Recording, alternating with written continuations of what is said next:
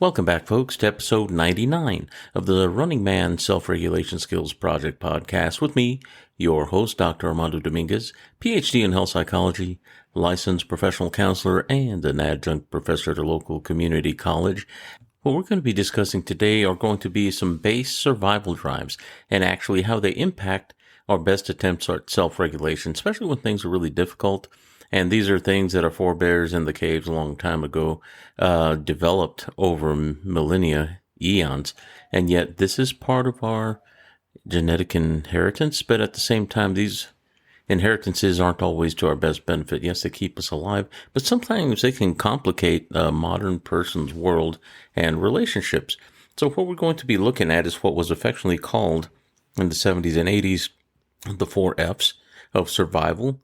They have since been expanded, and there are some extras that I'm going to put in there to kind of round out the idea of these survival responses when things get really stressful. And they kind of relate to how we relate to not only people, but situations, paradigms, circumstances, and consequences. So with that, we're going to start with the F's of survival. So let's start the discussion starting with the traditional view, as in the last 40 years, where we looked at the survival drives within the context of the 4 F's, which would have been fight, flight, flee, and fornicate, which is sex. For those of you that aren't aware of what that is, I didn't want to use the F-bomb, but what I'm going to add is that freeze is something that we've recognized as part of that response. And there are some people that think that these are choices, but what they are is actually lower level autonomic reactions in our body. But I will tell you that feed also falls in there, but feed doesn't happen as a reaction in the sense I'm trying to survive whenever it's immediately dangerous, even though it may be a drive that makes us seek and forage for food. And that could be another F, but more like maybe a subpoint F. But we're going to round this out here in a little bit. But the fight, flight, freeze, flee, and procreate are the things that were originally known as the primary survival drives, that if we were to break down behaviors in the general duress of survivability in an environment, whether it be human, whether it be animal, we tend to be able to categorize our behaviors under those little banners, so to speak.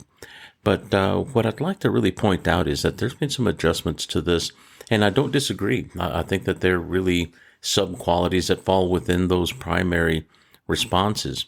But what I'd like to start off with is the freeze response in particular. And whenever we have a sudden fright or a shock, often, not always, but often, we see somebody either strike out or run, or they yell, but often they will shudder in space and their hands will go up and there will be an aghast look on their face.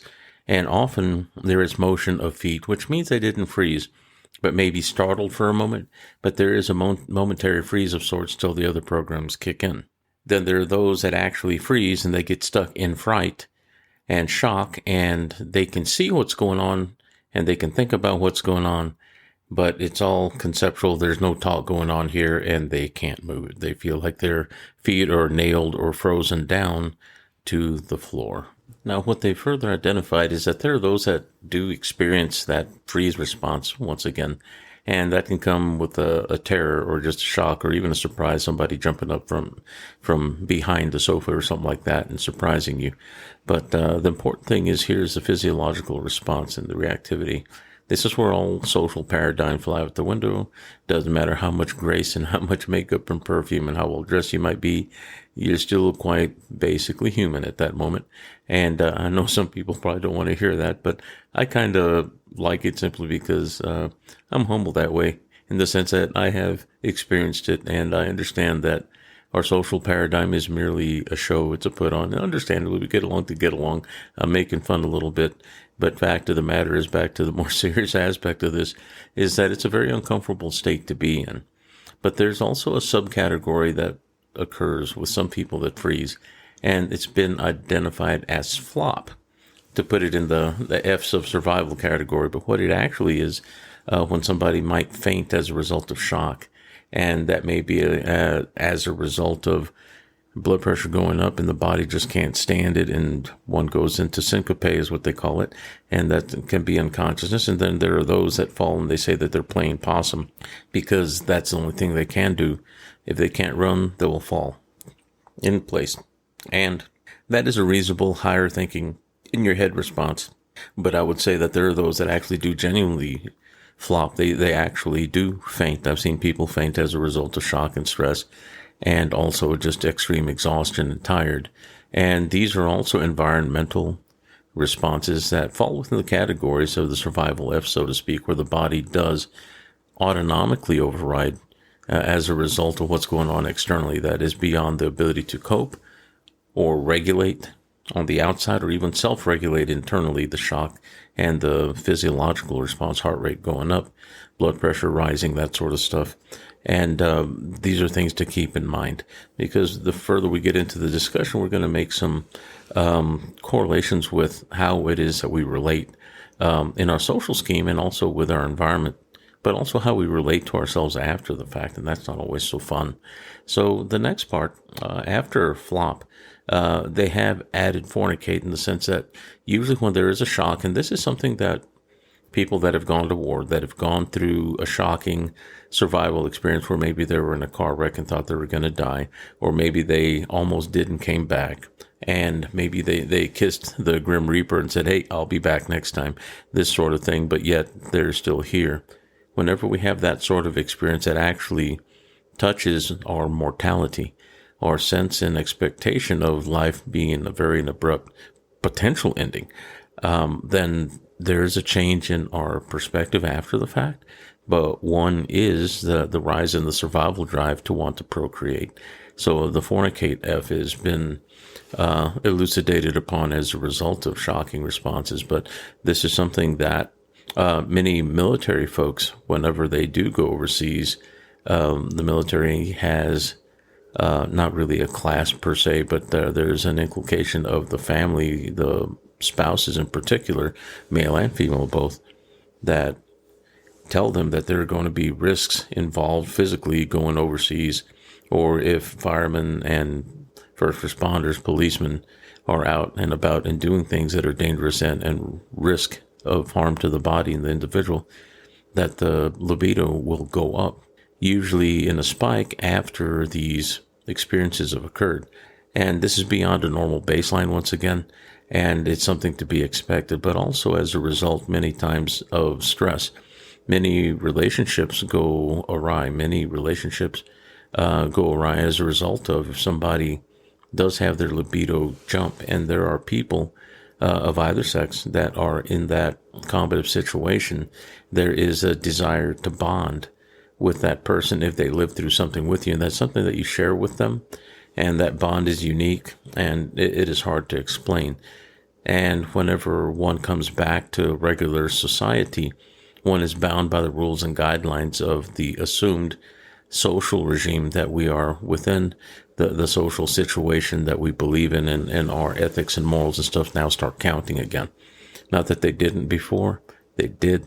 But fact of the matter is, when it comes down to live or die, those are just assumed roles and guidelines that we take on. So it's a darker aspect of survival often, and not to make this out to be a bad thing, but really more so an identifier, because sometimes whenever we're trying to regulate ourselves in an environment, a situation, our lives that are difficult, what are the things that we deal with? These are some of the underlying drives that kind of twist and distort what it is that we call our best thinking or best attempts at doing things. And then we wind up looking for answers in other people, saying, hey, why can't I do this? Why can't I succeed? Why do I always fail? And often it's chalked up as self-sabotage, and I would say that that's largely incorrect. I would say that much of this is driven, and to say it's self-sabotage means that one is intentionally trying to derail themselves, when in actuality, it's really a deeper, baser drive that can override our best thinking. Our lower brain can hijack our best thinking, not unlike when somebody is addicted to drugs and one has a family and knows that one has a mortgage to pay, but yet one uses all one's earnings to go and get high and do what one does, because one is essentially being hedonic to excess. One is pursuing the lighting up of those, what we'd call pleasure centers. And when we do that, then we're doing the most basic thing to soothe whatever stressor we have that we're struggling with in our environment, whether it be paying the bills, whether it be somebody's trying to hurt me or harm me, or doing things maybe illegal or on the edge of things that we would call society's norms. But yet I'm trying to hide this, and even hiding has a component of eating up extra mental, emotional capital, because that's extra work we have to do. And those are lies and fallacies and illusions that we're trying to keep up so that we can continuing to pleasure ourselves in a sense, to a fault. And that can become a very addictive and unhealthy thing. So these drives, they are often reflective of the things that we do whenever we're under duress and we're thinking life, death, but not always life, death, but sometimes it's impacting our life to the point where, yeah, maybe death is involved at the end sometimes as a result of shame and guilt, because then all of a sudden the social paradigm is what we're being punished by. Often we hear in the social media now that the way to see how a politician is taken down now is through power, money, sex. And influence, power is something that's very strong in what men drive for, to be able to have influence and have strength.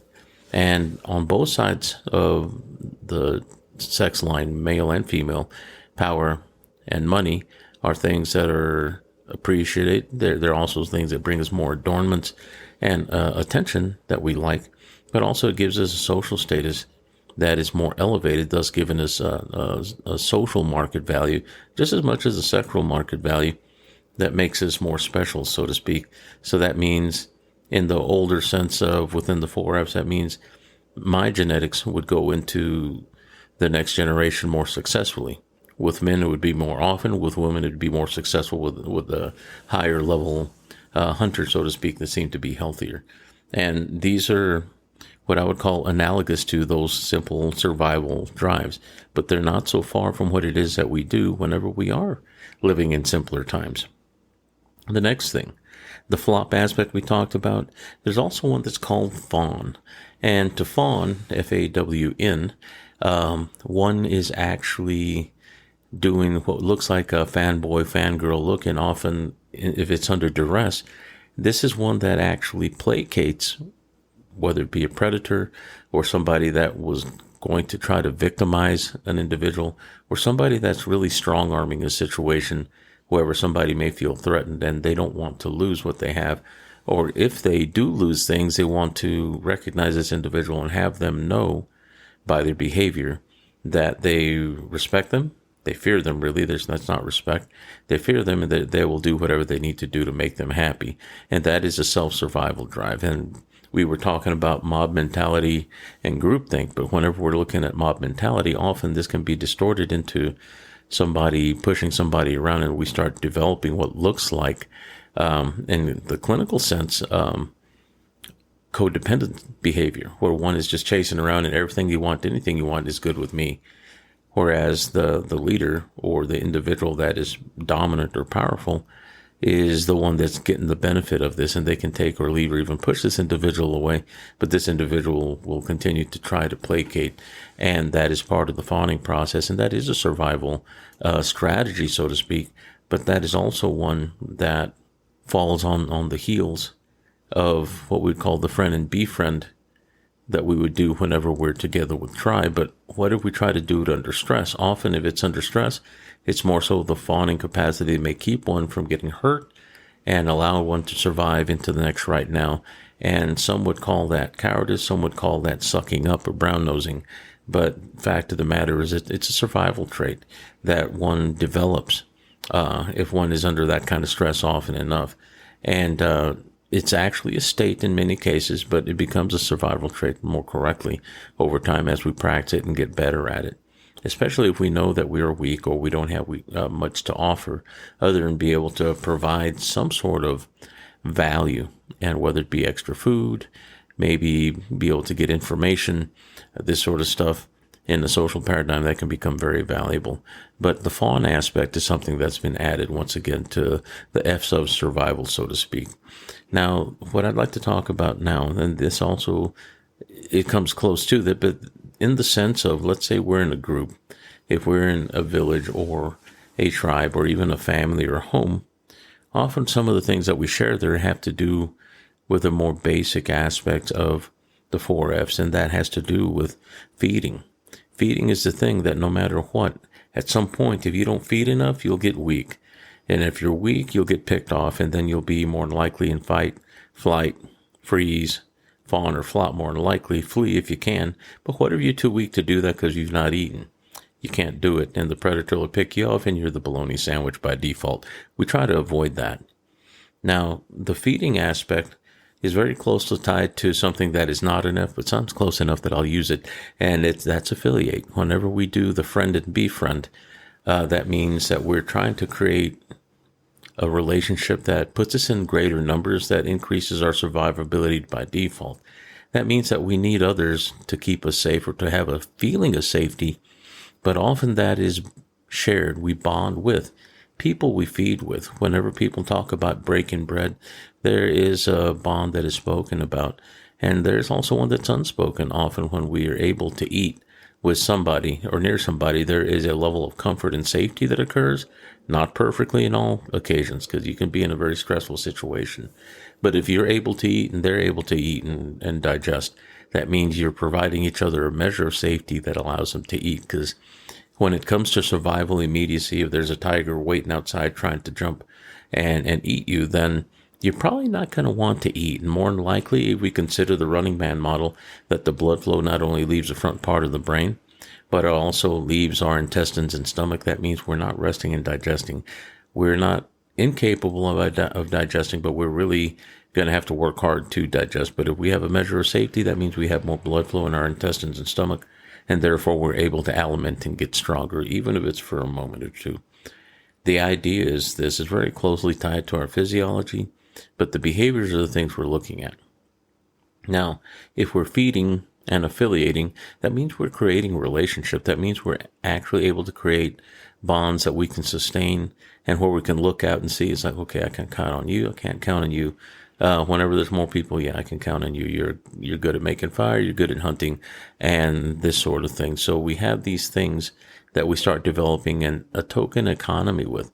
And we do that within families. Certain people play roles, and these roles are an exchange of value. And I don't want to say it's completely transactional. There is some emotive quality there and some respect and appreciation and adoration, if anything. But there is a token exchange of value there. Whenever I hug mom, I feel good. That's the value that's exchanged. I give her some affection. She gives me affection. I'll feel better. And I'm more apt to help her later, this sort of thing, especially in her golden years. Those are important things to pay attention to. So that is playing the long game in a sense, but it's not strategically done in that sense. But if we look at it that way, it kind of plays out within the paradigm of this mental exercise we're doing right now. But the affiliation part's very important. The more affiliations you have, the greater possibility that you have of survival if they're nearby. But also there's a greater possibility of you being able to get the things you need, especially if somebody's a specialist. If somebody's good at doing something that maybe you're not as good as, and you're better at getting things that they may find valuable, you'll be able to find the beginnings of what looks like barter and trade within simple relationships. And we do this every day. People know economy, and we're thinking about government level type stuff. The fact of the matter is all economies, they interface at the human individual level. And we even do this with our animals. Whenever they seek to be around us, they seek to get fed and take care of us, and they're also bond with us and keep us safer. Now, some important things about this. Now, all these drives, and I'm going to reiterate them right now, that includes fight, flight, and flee, and those have been flogged into an ungodly powder, poor horse. And, that one's been beaten. And also the flee, freeze response have been spoken out, about quite a bit on social media, but, also the flop and fornicate. Now, the flop and fornicate are things that are now kind of hitting the scene. It's not anything particularly new, but they're being, delineated a little more effectively as we find out that there are subcategories of reactivity under stress. Now, Why is all of this important? And how does this help me understand self-regulation? And those are good questions, mind you. Well, I'll start off with whenever I speak to people generally, and this is not necessarily just as a clinician, but also just people in general, often I hear people talk about being in relationships and often having a style of attachment. And this is something that's a media honey and new, and lately we've been seeing a lot within the last 20 years. It's not that new, that really focuses on different types of attachment. And these are important things to know. But if we take into consideration all these survival drives, and essentially consider what it is that we call an attachment style, when we look at the fight aspect, we tend to have a very reactive attachment style. That means we're very sensitive, and people may walk on eggshells around us. If it's a flight and flee reaction type that we're talking about, then we're looking at somebody that may be more avoidant. And there are sub-levels of avoidance depending on situation. You may be avoidant in the relationship when you're talking about certain things versus just generally avoidant of anything that is stressful, which is also an attachment style too. And one would say it'd be the unattached attachment style. But whenever things get kind of heated, some people may just shut down and not talk. That would be another type of maybe a freeze response, wherever somebody just sits there and does nothing, doesn't respond one way or the other. And even some passive aggression would be like a fight, flee kind of amalgam. But then we have the fawn aspect. Sometimes whenever there's an argument where somebody just completely capitulates and says, okay, whatever you say, whatever you want, we're going to do that. And that is an avoidant and an inversion of the avoidant type, but one where they're more active but unwilling to be in conflict. And then one comes up, if one is going against this, feeling like somebody's inauthentic and not being genuine. So that can have its problems.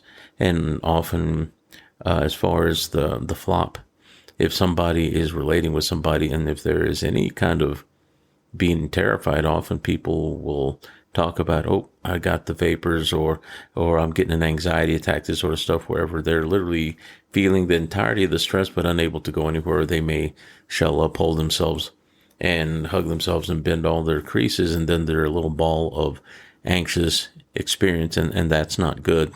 These are things that may be resembling these reactionary responses when we're under stress. And yes, there are those that do even swing the way of the procreation aspect, to fornicate more correctly under these kind of situations, and they use this as a way to placate an individual that may be stronger in ethic. And what is really kind of curious is the fact that we look at the higher primates like the baboons and the higher primates like the chimpanzees and the bonobos. There is always a presentation of the backside, for instance, to show that the other person is submissive. And this is not too different from that. And we do similar things as human. We submit. And we also have those that fight and those that run. So these are once again reflective of attachment styles that we've so happily given these clinical names to, but they're very deeply seated within our genetic inheritance as human beings. Now, one thing I'd like to point out that has to do with safety, and once again, I'm going to refer to the book I've been talking about in the past called The Fruit, the Tree, and the Serpent by Lynn A. Isbell. I love the stuff she's talked about as far as the visual system. But there is one in particular that's particularly interesting that has to do with how whenever we're in a group, our visual system is designed to perceive motion like snakes in our lower field, the lower aspect of our visual field. And we're more sensitive to things that are kind of snaky and creepy on the bottom side of our vision than the upper half of our vision, which is really cool. And it's the coniocellular pathway or the K pathway. And that is something that is hyperreactive to patterns that look like diamond shapes, almost like the shapes of snake scales and this sort of stuff. And also for creeping motions that are slow, that may look slithery, or anything that might appear to be creepy crawly on our lower visual field. And that's really important to know. Now, why is this important to what we're talking about? Well, this kind of interlaces what we're talking about with the friend and befriend and being in a group, in that whenever we sense things at that lower level field where it could be a venomous snake or a poisonous insect, this sort of stuff, we tend to be able to look at things and point them out, literally point our fingers. And this is something that even primates do. They point. But the pointing activity that indicates to others, which is the benefit of living in numbers, where those singular things can't take you by surprise as much, that only occurs in a social group. Generally, if we see something and we're aghast and shocked, we don't stand there and point at it to identify to ourselves. We've seen it. The identification with pointing is a social response. And not unlike this, whenever we're in a group setting, these reactionary responses are kind of like that chimpanzee or that monkey pointing and letting other people know in the group that there's something wrong, and there it is, the identification. And it's a very deeply seated thing. Some say it's learned. I would like to say that it's probably partially learned, but largely inherited, more nature than it is nurture, in my opinion. But of course, that is my opinion. And it's a very fascinating thing. But also, whenever we're in reactive states and we have attachment styles, often we will point in the direction of where our stresses are. So these are things that help us identify how I regulate within my environment and how I become dysregulated environment, in the sense that those things that push me to become reactive are the things that also point at how I attach and how I relate from a deeper sense. And it's not always what people say and how they behave, but rather the stress level I perceive as a result of the behaviors, and often how sudden those things come on. So just some deep thoughts today, and it seemed like I was rambling a little bit, but these are all things that we'll be tying together a little further as the podcast moves on. And here about next week, I was a little tardy on this episode, had some things pop up. We're going to be doing the century mark. We're going to be hitting episode 100. Really kind of excited about that. So we've been going on about a year and a half, and I am going to continue doing this. And I certainly encourage any feedback you might have for me. Send it to the email at runningmangetskillsproject@gmail.com. I'd love to hear from you. Also, you can look up the podcast on YouTube, and I'd love to have you like, subscribe, and share there, and share that as often as possible, please. I'd love to see it grow some more. I've gotten some good views on YouTube. Also, this podcast is available on all platforms that podcasts are found on, and I certainly appreciate your listenership. I'm taking a long weekend, and I'm hoping to hear from y'all, maybe even see a couple of y'all. And maybe if you'll want to give me some ideas to what you'd like to hear, please do send those to me. Take care. Walk well.